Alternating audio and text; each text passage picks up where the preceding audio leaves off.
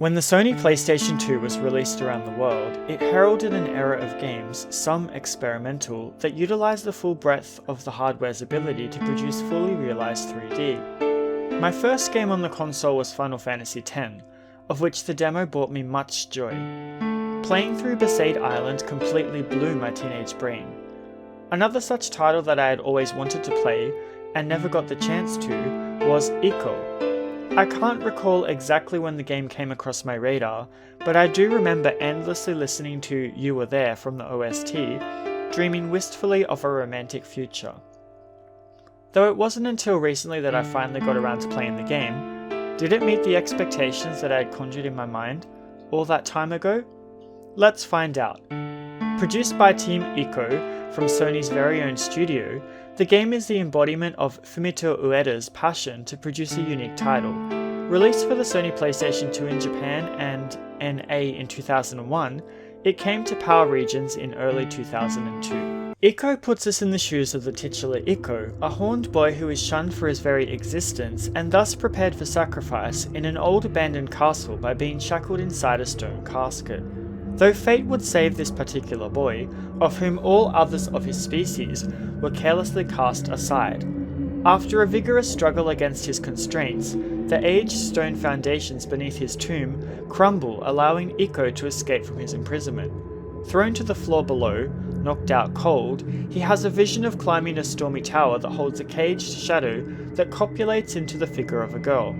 Shocked, ICO presses himself against the wall behind him, unaware of the darkness forming up on it that draws him struggling into its obsidian depth.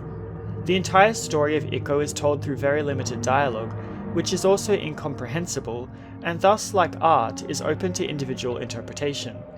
I like that the game was presented in this way, for similar to a game such as Journey, each player will form their own impression of the game's tribulations and narrative based on their individual experience with it. The isolated, cold, and unwelcoming environment puts to mind the ruins that Tidus first finds himself in once taken to Spira of the Past. Another link I can make to Final Fantasy X within this review. ICO is primarily an action-adventure title, which introduces the player to many mechanics that would later find their way into similar games, such as the Uncharted series. As ICO, you can run, jump, scale walls, and swing around a stick, all activities synonymous with rebellious youth. However, rather than being an adventure full of exploration and youthful curiosity, ICO is a tale of an enduring struggle against adversity. Not only does ICO battle against the prejudice of his very existence, but also many shadow creatures that have been birthed through the exact ceremony that he narrowly avoided being a part of. Not long into the game, ICO will come across the girl in a cage from his dream, only this time she has a more corporeal form. Freeing her from her cage, he takes it upon himself to accompany her outside of the lonely confines of the stone sentinel that watches over them both through their entire journey.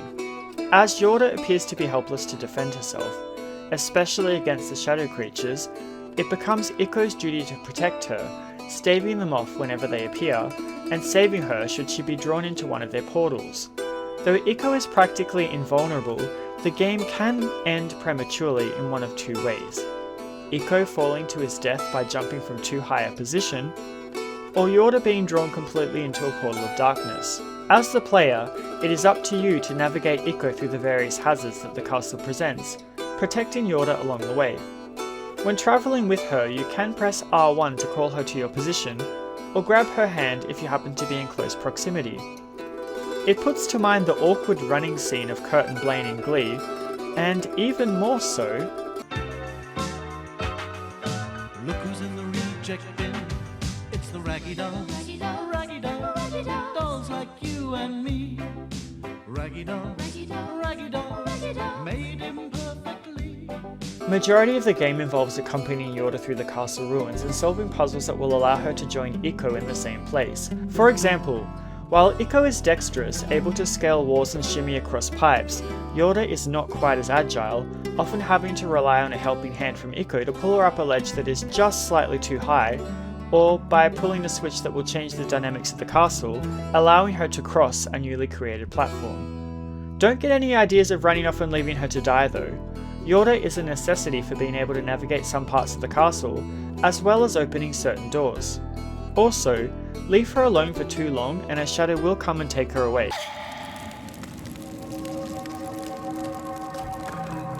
This places some urgency on the player's part whenever there is a place in the story where you are required to separate from her. Will you have enough time to explore a new area and get back to her before she disappears forever? This added urgency to complete a puzzle whilst out of her sight added anxiety to a playthrough where I would have rather been able to take my time and appreciate the beautiful locations and small details that the game had to offer. Whilst many of the puzzles are logical, there may be some instances where you'll be scratching your head trying to think of a solution. The requirement to sometimes stray far from Yorda meant that I was quickly tilting the camera to pan the environment, which sometimes caused me to miss something entirely. I would have liked it better if there was more emphasis placed on the exploration, rather than on constantly staying around Yorda. At least, it would have been nice if she was given a means to protect herself, without needing to rely on ICO to stay safe. Perhaps her power of light could produce a temporary shield that at least extends the time that you have to get back to her. Anything would have been nice. One thing that I didn't like about the experience was that the save system was relegated to a stone couch that could only be activated if the two characters are sitting up on it. If you don't return to a couch to save often, a slight slip up such as being overwhelmed by the shadow enemies, or accidentally jumping off a ledge in a direction that leads to instant death, means that you may need to redo a number of puzzles and battles. This can be especially tenuous if some of the sections that you need to redo involve any form of climbing, especially ladders. Why does ICO move down them so slowly? Rather than descending rung by rung, I'd have liked to see him throw caution to the wind and just slide down them every once in a while. Another complaint that I have with the game is its camera control. Most of the time the camera is controlled automatically, but you can also use the right analog stick to scan the area. This felt really disorientating because rather than scanning from ICO's perspective, it scans from your own as the player, and sometimes doesn't return correctly to its default position, meaning that it's easy to end up with ICO off the screen, making him walk somewhere where he's not supposed to be, like off a cliff to instant death. This camera style also made me feel a little nauseous sometimes, so I tried to use it only when absolutely necessary. For its time, the game looks wonderful and is a huge accomplishment in the scope of the area created. Everything is interconnected, which is really shown in great detail in moments when the castle can be viewed from the distance, such as in the beginning of the game or at the end of it. ICO was one of the first games to use a light bloom technique, and I felt that in this instance it was used well. The way the light washed over the stone bricks made the entire game feel like a dream sequence, akin to Link's Awakening. Most of the areas are very minimalist in design, often comprising of lonely stones and large empty rooms, but I felt like it worked to encapsulate the loneliness that ICO felt during his adventure, which increased his determination to protect Yorda, the one person who accepted him for who he is at face value. Where most games of the time were taking advantage of the Sony PlayStation 2's ability to produce a more robust sound, ICO has surprisingly few tracks. Those that exist usually play only in cutscenes or at the start and end of the game. Most of the time, ICO and Yorda's journey is accompanied by an integrated soundscape and ambient sounds. The clink of rattling chains, the thundering of a waterfall, and cries of birds, the only other living creatures within the castle grounds. This presence of the natural world that enveloped the adventure every step of the way added an aura of calm which juxtaposed harshly with the discordant waves that presented themselves whenever the shadow creatures appeared. The made-up language, which was voice-acted, added an air of mystery to the game, making me question the intent of the characters every step of the way. Overall, ICO is a 4-hour-long adventure of a boy and girl trying to escape from confinement that a misguided society has placed upon them. The minimalist style in regard to both the story and environment allows the player to form their own impression of the narrative, which I felt was a strong point of the game and places it in a position to be considered as a work of art. Whilst there were some shortcomings, such as being limited in the amount of exploration you can do, overall I really enjoyed the game. Team ICO went on to produce 2 other titles following this one, both using an AI companion, like how Yorda operated in this game. I'm really looking forward to getting into those and checking them both out sometime in the future. If you haven't played ICO, I'd highly recommend you pick up a copy and do so when you get an opportunity to. I'd love to hear your thoughts on the game and its narrative.